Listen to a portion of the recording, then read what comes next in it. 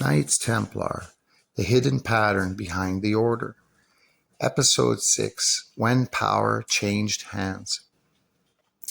The king did not disappear. His monopoly on power did. That distinction is where we pick up the trail.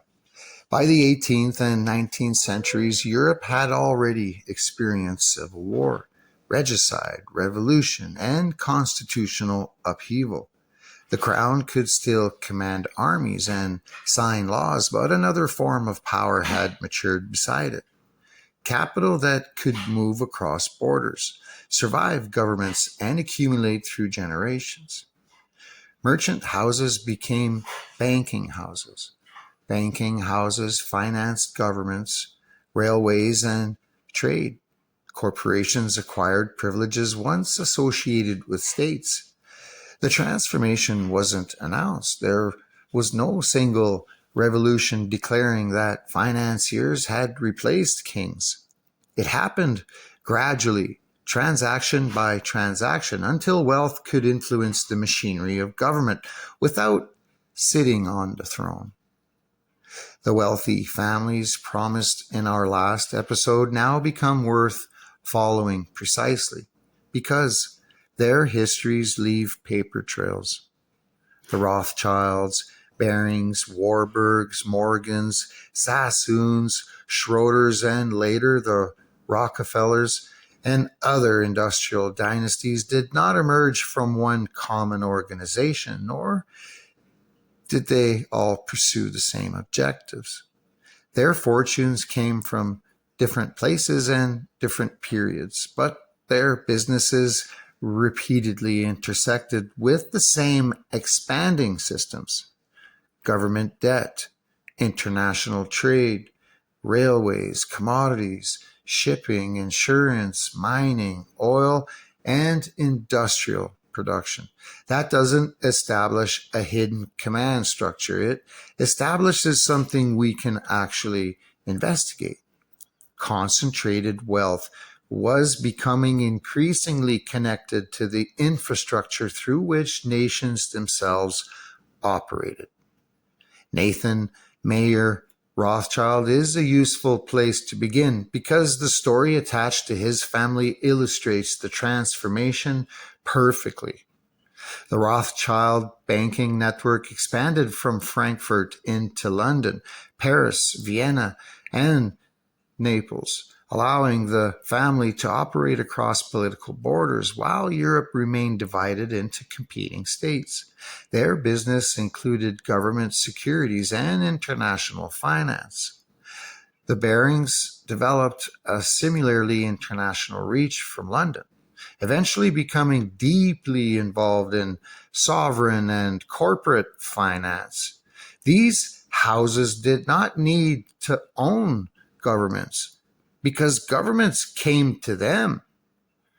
Wars, infrastructure, and state expansion required enormous amounts of capital.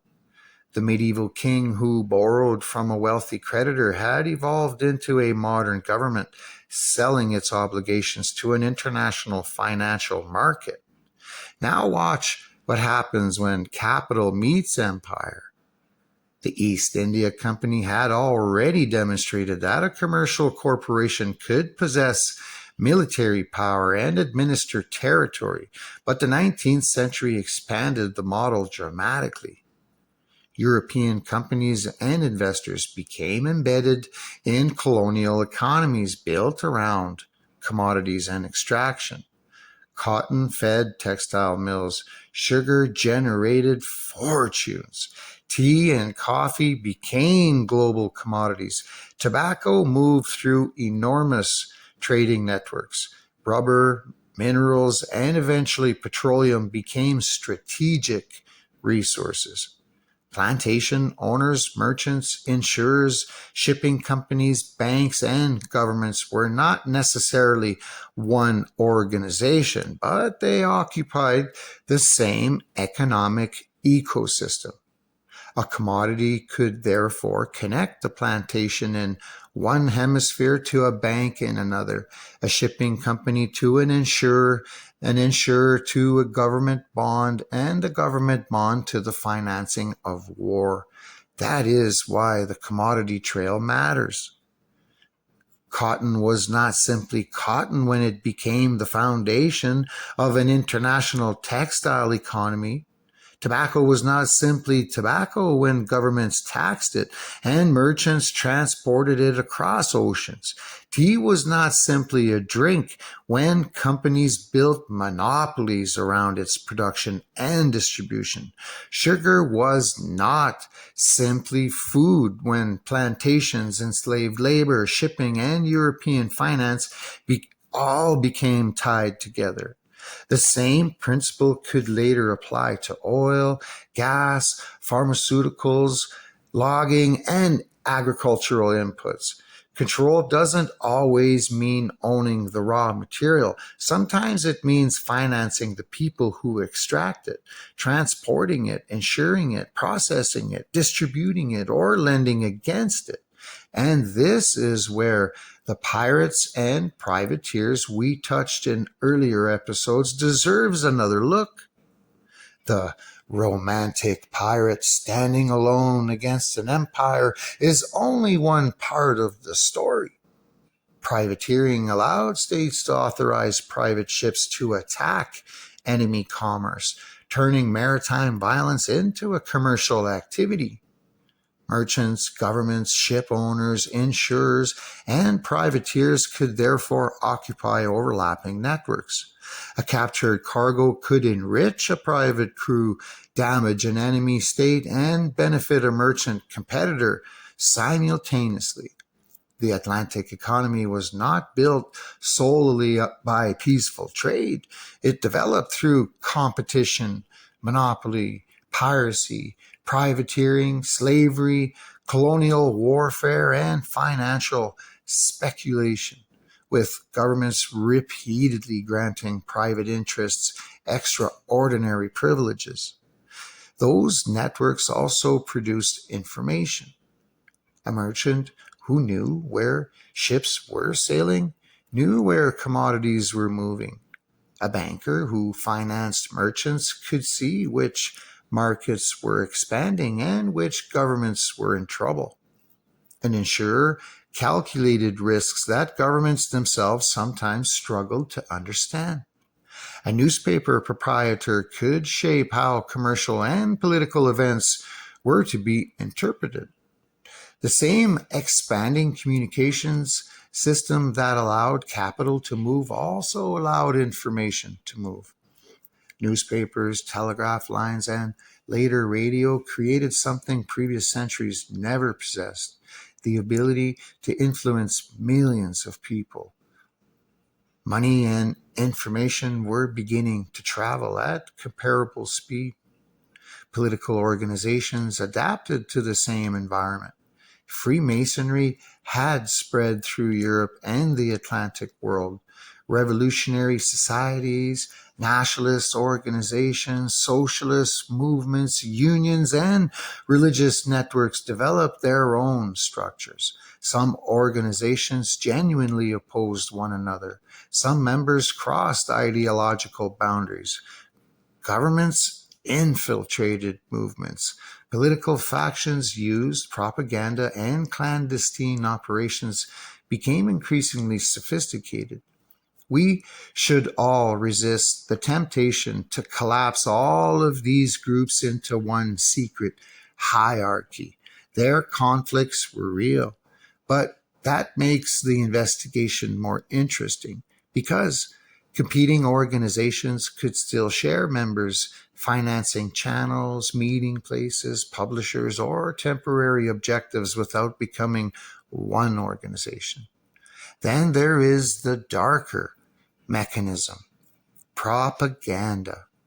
Once governments understood that public opinion could determine whether a war was supported, information became another battlefield. Newspapers could portray one nation as civilized and another as barbaric. Political opponents could be transformed into enemies of the state.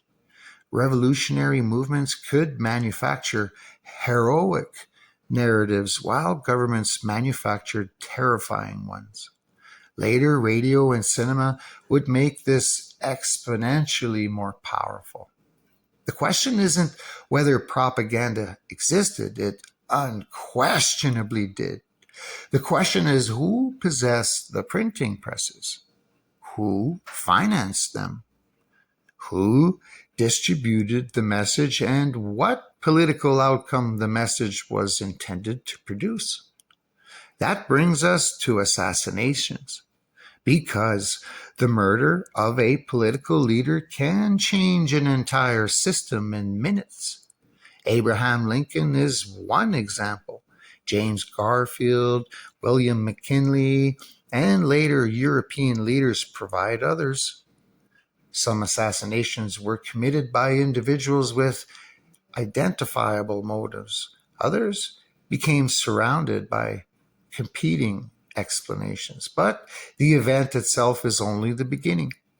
Lincoln's assassination occurred as the American Civil War was ending, when the country was confronting Reconstruction, emancipation, enormous wartime debt, and a radically altered political order. McKinley's assassination came during America's emergence as an industrial and imperial power. The useful question is not automatically who secretly ordered the killing, but what institutions, policies, and interests gained or lost power afterwards. The American Civil War itself gives us another opportunity to test the lens. We are told it was fundamentally a conflict over slavery, secession, and the future of the Union, but the economic machinery surrounding it was immense. Cotton connected the Confederacy to European textile markets. Northern banks and industries supplied the Union. Railroads became strategic infrastructure. Government borrowing expanded dramatically. Arms manufacturers, suppliers, shippers, and insurers operated within the wartime economy. European governments and financiers had their own interests in the outcome. The existence of those competing financial interests does not prove that bankers secretly created the war or deliberately financed both sides, but it does demonstrate why war and finance cannot honestly be studied as separate subjects. And this is where we can finally sharpen the idea of families becoming institutions. A fortune doesn't have to remain in the same business. A merchant family can become a banking family. A banking family can invest in railroads. Railroad wealth can move into steel, mining, or real estate. Industrial wealth can move into oil. Oil wealth can move into finance, politics, universities, and foundations. Newspapers can be acquired. Corporations can merge. Family offices can invest across industries. Eventually, the original source of the fortune becomes almost invisible beneath layers of corporations and holdings. The surname may disappear, but the product on the shelf, while the capital remains embedded in the structure behind it. That is the transition we need to watch carefully. The old aristocracy was visible because it possessed titles and estates. The new financial and industrial elite could possess shares, bonds, companies, patents, newspapers, railways, mines, and banks without needing a title at all. Their influence could therefore become less obvious while becoming more extensive. A duke could be identified immediately. A holding company buried inside several layers of ownership is much harder to see. Power had learned to hide inside paperwork. By the beginning of the 20th century, that transformation had reached another level. The individual banking dynasty was still important, but financial power was increasingly institutionalized through stock exchanges, central banks, investment banks, insurance companies, and multinational corporations. In America, the Panic of 1907 exposed weaknesses in the banking system and intensified the campaign for monetary reform. The secretive 1910 meeting at Jekyll Island involving Senator Nelson, Aldrich, Paul Warburg, and other financial figures became part of that history. The Federal Reserve Act was ultimately passed by Congress and signed by Woodrow Wilson in 1913. Whatever interpretation we eventually give the system, the documented sequence raises a legitimate question. Why did the architects of America's monetary structure include both political authorities and powerful private bankers? And how would that relationship evolve afterwards? That question takes us directly towards the world wars, because the financial system that existed before 1914 would be tested almost immediately. Governments would borrow at unprecedented levels. Banks would handle enormous flows of capital. Industries would become dependent upon wartime contracts. Propaganda would become industrialized. Intelligence organizations would expand. Corporations would become strategically important. Empires would collapse. Borders would be redrawn. And behind the public speeches about freedom, civilizations, and national destiny would sit a much less poetic reality: debt, resources, contracts, shipping routes, strategic territory, and control of markets. That is where the next piece becomes impossible to keep separate. Balfour, Sykes, Picot, the Russian Revolution, the collapse of the Ottoman Empire, central banking, international finance, oil, new borders, new states.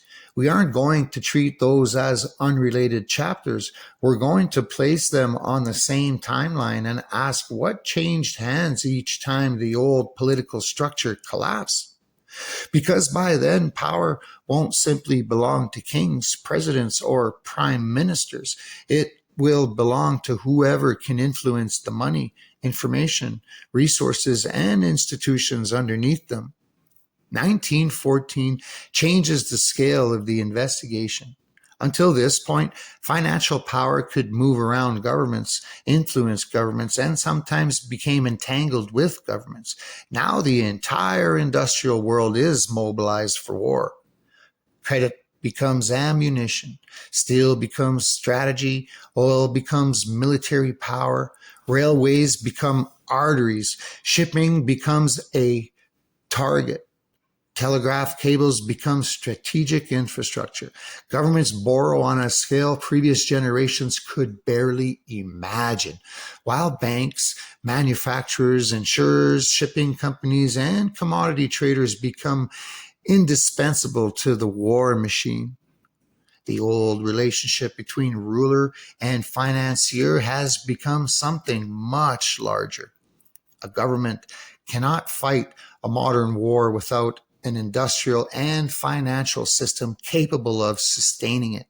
And once the war begins, another transformation takes place. Propaganda is no longer simply a pamphlet or newspaper editorial. States begin organizing information as weapons. Britain establishes structures for influencing opinion at home and abroad. Germany does the same. Newspapers, posters, photographs, speeches, and eventually film become part of the machinery of war. The public is not merely being informed about the conflict, it is being taught how to understand it. Every side has heroes, villains, atrocities, and sacred causes. Some reports are true, some are exaggerated, some are fabricated, some are later exposed. And once millions of people have been emotionally mobilized, propaganda doesn't need to control every newspaper. It only needs to establish the framework through which events are interpreted. Now place the financial system underneath that information war. Britain and France require enormous American supplies. American manufacturers expand production. Banks facilitate international payments and credit. The United States moves from being a creditor nation to becoming one of the central financial powers of the world. J.P. Morgan and Company becomes deeply involved in allied financing and procurement. That doesn't mean Morgan caused the First World War or secretly controlled Britain. It means something more tangible. The financial interests of powerful private institutions became intertwined with the survival of governments and the outcome of an international war. Once those relationships exist, neutrality becomes much more complicated than the word suggests.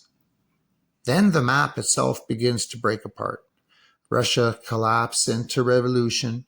Germany loses. Austria-Hungary disappear. The Ottoman Empire is dismantled. Entire populations are suddenly living inside political borders that did not exist before the war. And this is where the documents become more revealing than the speeches. While soldiers were still fighting, governments were already discussing what would happen to territories that had not yet been conquered. The secret Sykes and Picot Agreement of 1916 divided proposed British and French spheres of influence in Ottoman Arab territories. Then in 1917, Britain's Balfour Declaration publicly supported establishing a national home for the Jewish people in Palestine, while stating that the civil and religious rights of existing non-Jewish communities should not be prejudiced. Different commitments were being made to different audiences while the old imperial structure was collapsing. That is the piece I don't want to rush past. We have spent this series examining groups accused of preserving ancient knowledge, moving through religious and political structures, operating across borders, and sometimes appearing behind the visible institutions. Now we encounter something far more concrete. Governments negotiating the future of territories while the people who actually lived there had little control over the negotiations. Whatever conclusions someone eventually draws about Balfour or Sykes and Picot, the documents themselves demonstrate that borders and political futures could be negotiated by governments and imperial powers long before the people affected had any meaningful say in the final arrangement. And then there is oil. The 20th century turns petroleum from an industrial commodity into a strategic obsession. Engines, ships, aircrafts, mechanized armies, and eventually entire economies become dependent upon it. Suddenly, territory isn't only about ports or military positions, it is about what lies beneath the ground. Oil concessions become political instruments. Companies require governments to protect their interests. Governments require companies to extract and transport resources. Banks finance infrastructure. Insurance covers shipments. Pipelines cross political boundaries, and the commodity that once came out of the ground becomes part of a network extending through corporations, banks, governments, and military strategy. This is where the wealthy families become harder to separate from the institutions they helped create. Rockefeller's wealth is inseparable from the rise of Standard Oil and the transformation of petroleum into vertically integrated industrial system.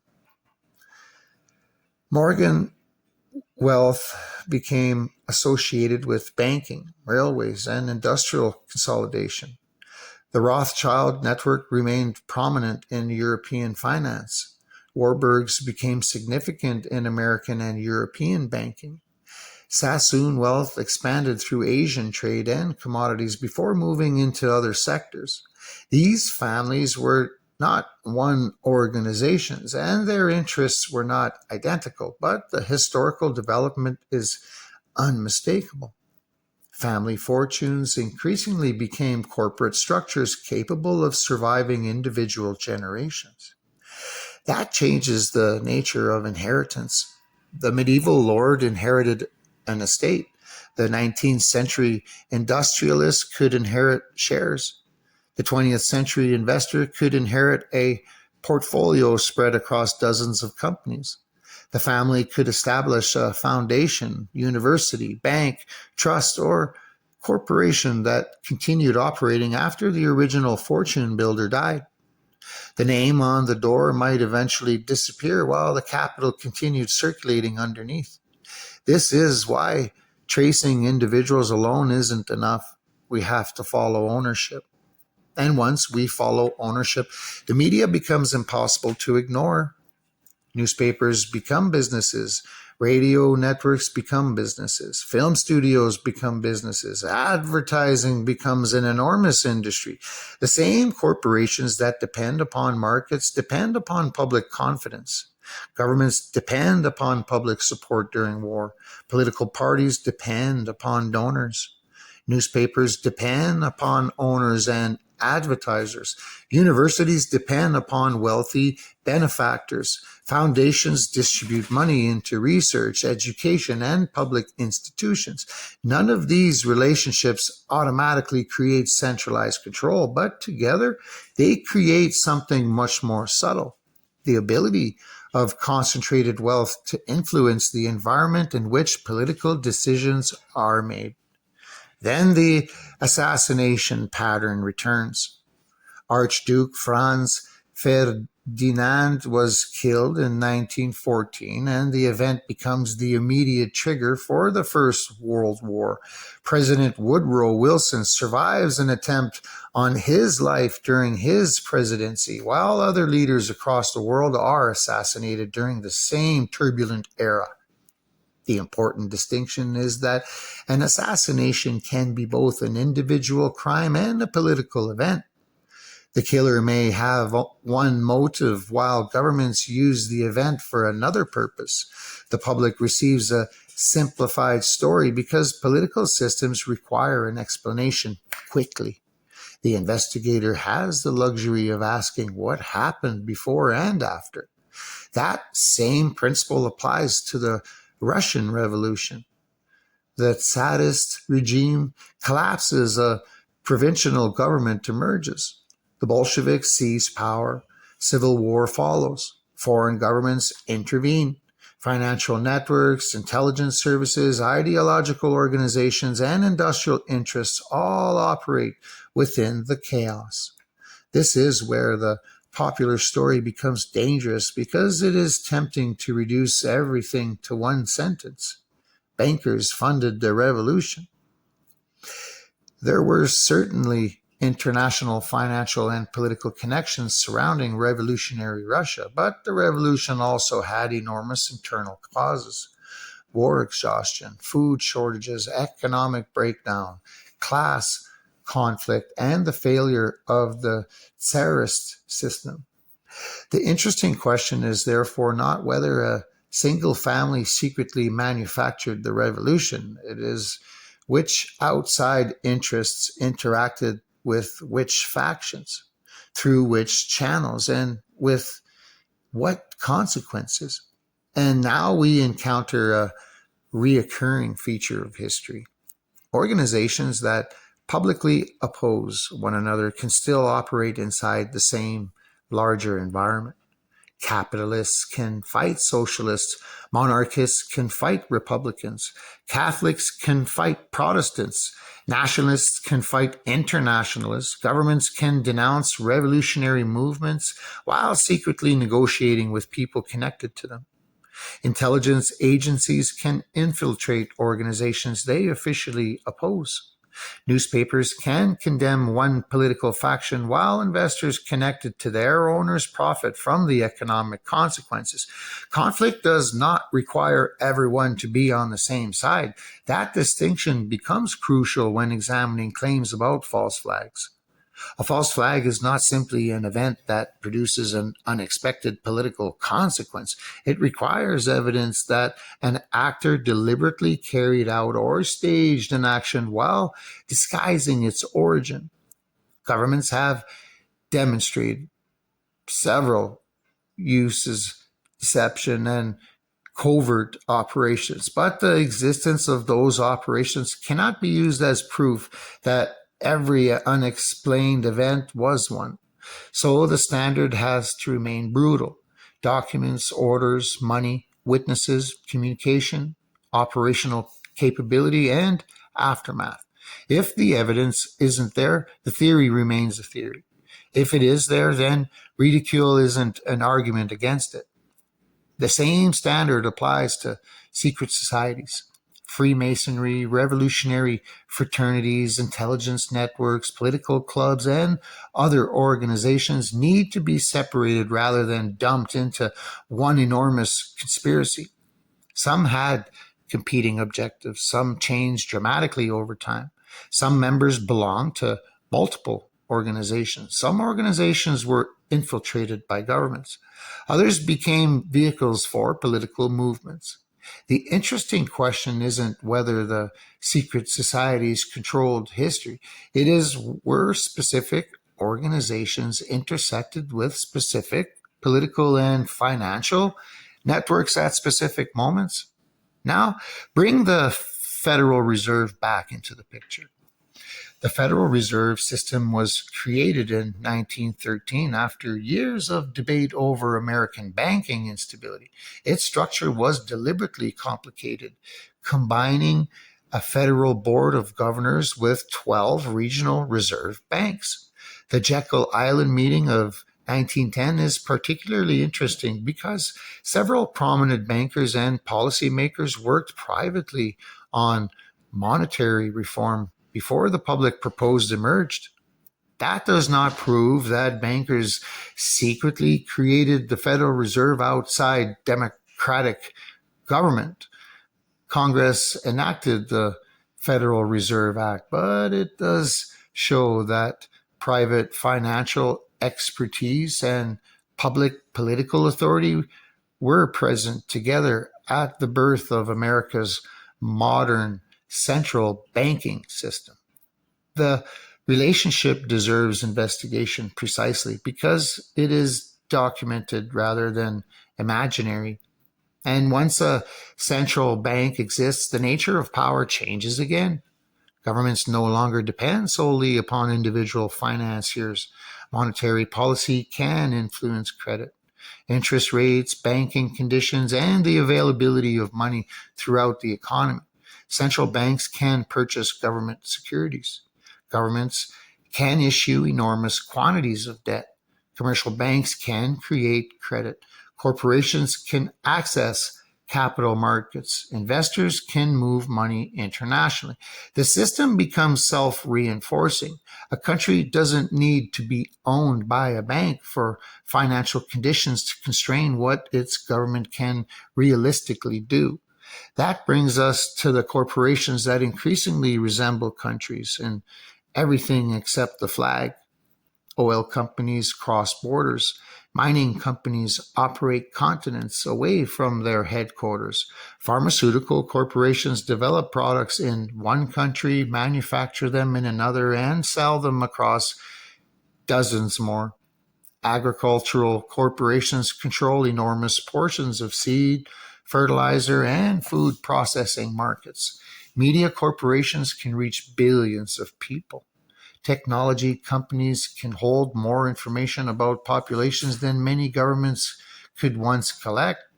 The corporation has evolved from the East India Company's strange hybrid into something even more powerful, a legal entity capable of existing across multiple political jurisdictions. And now the pattern becomes visible without us having to announce it. The medieval king controlled territory. The merchant controlled trade. The banker controlled credit.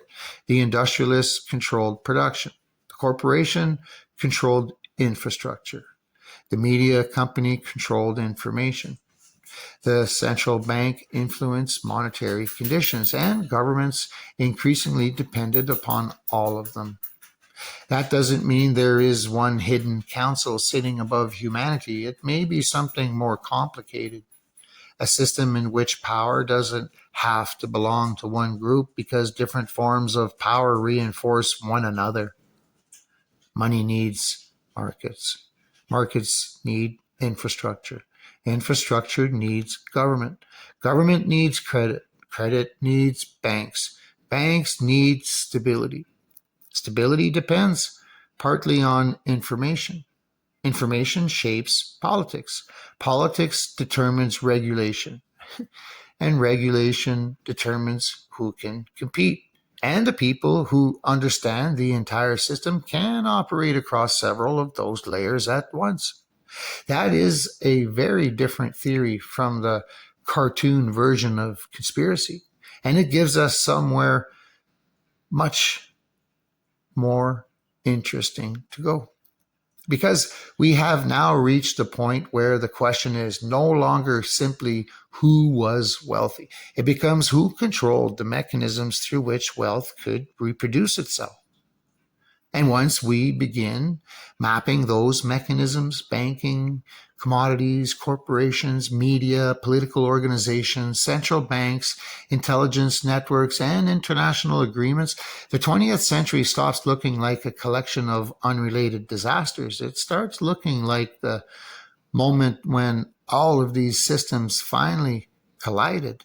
And that collision is where the next part begins.